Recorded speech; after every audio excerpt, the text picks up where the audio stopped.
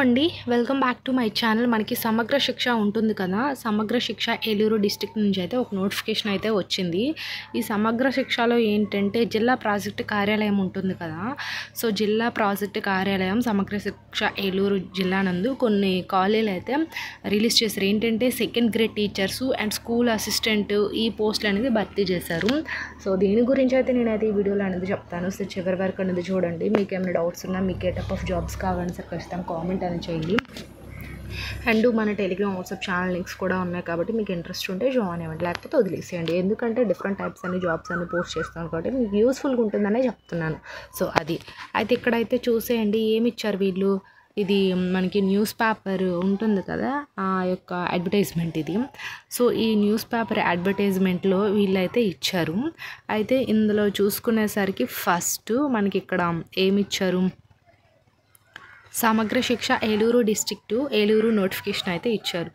ఇది notification number, ఇది use అవుతుంది అప్లికేషన్ ఫామ్లో ఫిల్ చేయాలి. మనకి నోటిఫికేషన్ రిలీజ్ చేసిన డేట్ ఇది.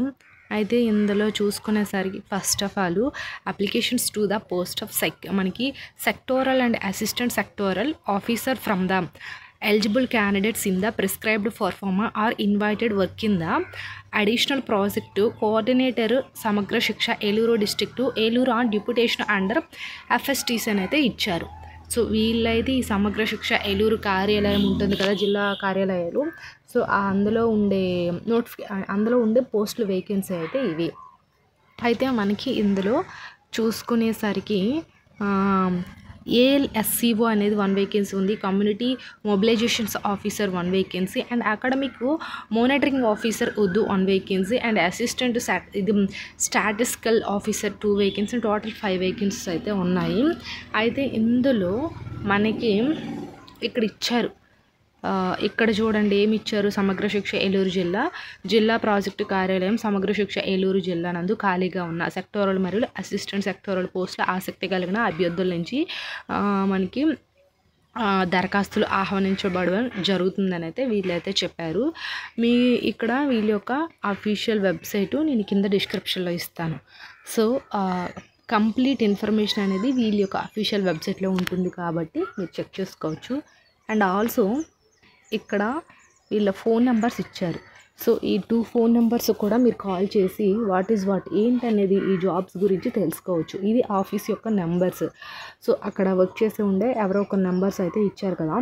సో మీరు ఏంటంటే కాల్ చేసి కూడా ఎంత శాలరీస్ ఉంటాయి, ఎలా వర్క్ ఉంటుంది, ఏంటి రియలా ఫేకా, సో చాలామందికి పలు రకాల డౌట్స్ అనేది వస్తూ ఉంటుంది ప్రతి ఆస్పిరెంట్స్ కూడాను. కాబట్టి మీ డౌట్స్ అన్నీ కూడా క్లారిఫై చేసుకోవాలనుకుంటే వీళ్ళతో మీరు కమ్యూనికేట్ అనేది అవ్వచ్చు కాల్ చేసి. సో అది. అండ్ నెక్స్ట్ చూసుకునేసరికి ఏంటంటే ఇవి కదా. అయితే ఇందులో మనకి ఏమిచ్చారు, last date for submission of filled in manual application seizures before ఎప్పుడు May 2 ఈవినింగ్ 5 PM లోపు అనేది అప్లికేషన్ ఫామ్ అనేది వీళ్ళకి సబ్మిట్ చెయ్యాలంట. సో అది. అయితే ఇందులో మనకి ఆన్లైన్ అంతా లేనట్టుంది, ఆఫ్లైన్ ప్రాసెస్ ఎలాగ ఉంది. సో ఒకసారి చెక్ చేసుకుందాం, చూద్దాం పదండి. అయితే ఇది బిఫోర్ May 5 అది May 2 వరకు అయితే ఉంది టైము. ఇక్కడ వీళ్ళు ఇంకొకటి ఇచ్చారు, guidelines for selection of sectoral officers in the additional project coordinators. అంటే మనకి గైడ్లైన్స్ ఇస్తున్నారు ఇక్కడ సెలక్షన్ ప్రాసెస్ ఎలా ఉంటుందో అని. First of all applications in the prescribed format invited from the post sectoral officer. So మనకి ఏంటంటే ఇక్కడ అప్లికేషన్ ఫామ్ అనేది ఒక ప్రిస్క్రైబ్డ్ ఫార్మెట్లో ఉండాలంట. And application should be submitted in respective additional project coordinator with మనకి district which the teacher is working అనేది ఇచ్చారు. సో మన అప్లికేషన్ అనేది వీళ్ళ యొక్క ఆఫీస్కే సెండ్ చేయాలంట, ఇదొకటి. అండ్ నెక్స్ట్ వన్ వచ్చేసరికి ఏంటంటే candidate should apply through proper channels only అనేది ఇచ్చారు, ప్రాపర్గా అప్లై చేయమంటున్నారు. And candidate should not apply for more than 1 post in applications and separates applications submitted for each post అనేది ఇచ్చారు. సో మీరు ఈ ఉండే పోస్టులకి ఏంటంటే ఒక పోస్ట్కి అప్లై చేస్తే ఒక అప్లికేషనే. సో డిఫరెంట్ టైప్స్ ఆఫ్ పోస్టులకి అప్లై చేస్తే డిఫరెంట్ టైప్స్ ఆఫ్ అప్లికేషన్స్ అనేది వీళ్ళకి పంపించాలంట. సో అదొకటి ఇక్కడ. And age should be below 55 years as on the date of notifications. So మీకు మినిమం 18 ఇయర్స్ నుంచి 55 ఇయర్స్ మధ్యలో ఉండే వాళ్ళు అప్లై చేసుకోవచ్చు, మేల్ అయినా ఫీమేల్ అయినా. మొత్తం టోటల్ ఏజ్ 55 ఇయర్స్. సో అది. And school assistant with 5 years in the secondary teachers. So ఇందులో ఏంటంటే సర్వీసెస్ కూడా అడుగుతున్నారు. సో సర్వీసెస్ ఉండే వాళ్ళకి ఏంటంటే ప్రిఫరెన్స్ అనేది ఎక్కువగా ఇస్తారు.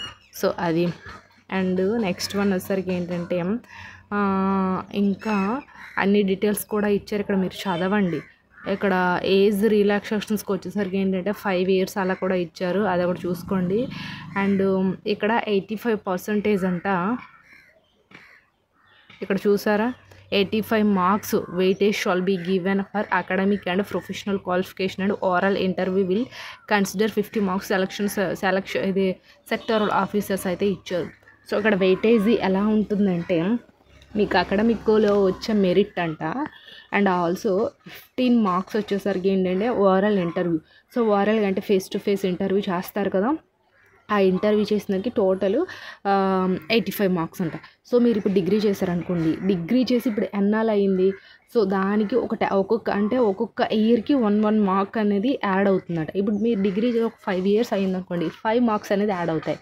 సో 10 ఇయర్స్ అనుకోండి 10 మార్క్స్ యాడ్ అవుతాయి. సో అలా ఇక డిగ్రీ చేసి ఎన్నాళ్ళు అయితే అన్ని మార్క్స్ యాడ్ అవుతాయి. Overall interview 15 marks. అండ్ మీకు డిగ్రీలో వచ్చే మార్క్స్ మెరిట్ అంటే డిగ్రీలో వచ్చే మెరిట్, డిగ్రీ అయ్యి ఎన్నాళ్ళు అయిందో దానికి marks, and also oral interview. So ఇవన్నీ కూడా వీళ్ళైతే చెక్ చేస్తారు. అర్థమైందా? వీటన్నిటికైతే మార్క్స్ అనేది ఉంటాయి. అండ్ ఇక్కడ వీళ్ళు అప్లికేషన్ ఫామ్ ఇచ్చారు. ఈ అప్లికేషన్ ఫామ్ ఏంటంటే మీరు నార్మల్గా ఫిల్ చేయాలి. అంటే మీరు ఏ దానికి అప్లై చేస్తున్నారు అనేది ఇక్కడ ఫిల్ చేయాలి. అంటే ఏ పోస్ట్కి అనేది ఇక్కడ మీ యొక్క ఫోటో ఐడి, అంటే మీరు రీసెంట్గా తీసుకున్న ఫోటో ఒకటి, మీ యొక్క name, father name, date of birth, local మీ డిస్ట్రిక్ట్ అంటే ఏ జిల్లాలో చదివారు అదొకటి, మీ క్యాస్ట్, గ్రూపు, క్వాలిఫికేషను. సో ఇవన్నీ కూడా ఇందులో యాడ్ చేయాలి. అలాగే మీకు గ్రాడ్యుయేషన్లో కానీ అన్నిటిలో కానీ అకాడమిక్లో వచ్చిన మెరిట్ అంతా కూడా ఇక్కడ యాడ్ చేయాలి. And next one any contribution for ఇంకేదైనా మీకు ఉంటే సరే వాటిని కూడా ఇక్కడ యాడ్ చేయాలి.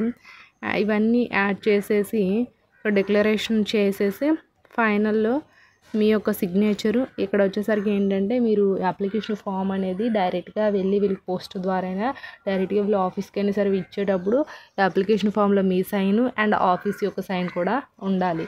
సో అప్పుడు అప్లికేషన్ ఫామ్ అనేది యాక్సెప్ట్ చేస్తారు. ఆఫ్టర్ మీ మెరిట్ అన్నాలు చేసి మీ క్వాలిఫికేషన్ అయింది, ఓరల్ ఇంటర్వ్యూ ఇవన్నీ క్యాలిక్యులేట్ చేసి ఫైనల్గా మెరిట్ అనేది తీస్తారు. అప్పుడు సెలక్షన్ అనేది కంప్లీట్ అవుతుంది. సో ఇది అండి. ఐ హోప్ ఈ వీడియో మీకు ఇన్ఫర్మేటివ్ ఉంటే లైక్ చేయండి, షేర్ చేయండి, సబ్స్క్రైబ్ కూడా చేసుకోండి. Thanks for watching this video.